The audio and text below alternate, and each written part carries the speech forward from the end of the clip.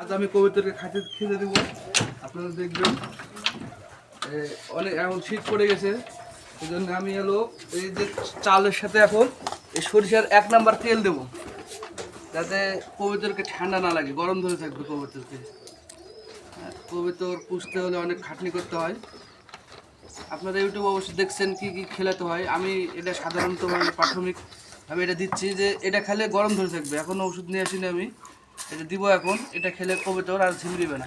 অনেক কবিতর একটু ইয়া হয়ে আছে, একটু দিন ধরে আছে এই সর্ষের চাল ফেলানোর পরে, আর এই ঝিম থাকবে না। আয় আয় আয় আয় আয়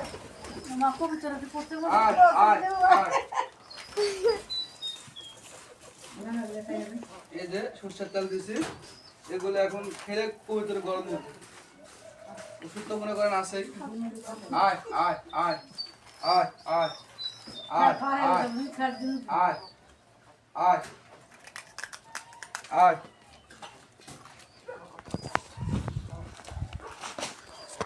এই যে এখানে আছে অনেক প্রকৃতির কবিতর। হ্যাঁ, কবিতর আমার এখন নষ্ট হয়ে গেছে, অনেক বেশি নাই। এই যে এটা লাল সিরাজ উপরে আছে, হ্যাঁ ধান আছে ওখানে, ওখানে ধান খাচ্ছে। আর এই যে নামবে এখন, এই যে কালো সিরাজগুলো, এই শাটিং ঝর্ণা আছে, গোলা আছে, কুখায় আছে। হ্যাঁ, কবিতরগুলো অনেক হাত পোষা, যেতে চায় না। এই যে একটা গিরিবাস।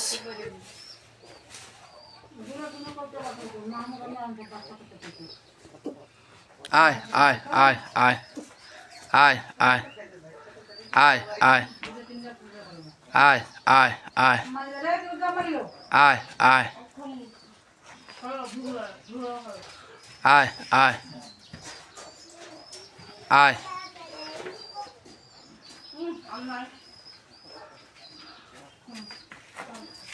আয়, কবিতাটা নামছে না, হ্যাঁ উপরে খাচ্ছে আর কি। কবিতাটা নতুন, সব কবিতার আখির আছে। এই যে ওগুলো বাচ্চা উঠছে, এই যে এই যে এই যে এখানে আখির আছে, এই হাঁড়িতে বাচ্চা আছে, সব হাঁড়িতে এরকম করে বাচ্চা আছে। তো দেখলেন আমার কবিতরগুলো, আপনাদেরকে ভালো ভালো ভিডিও দেবো আমি। কবিতর আমার অনেক প্রজাতির কবিতর ছিল, মারা গেছে, এখন আরো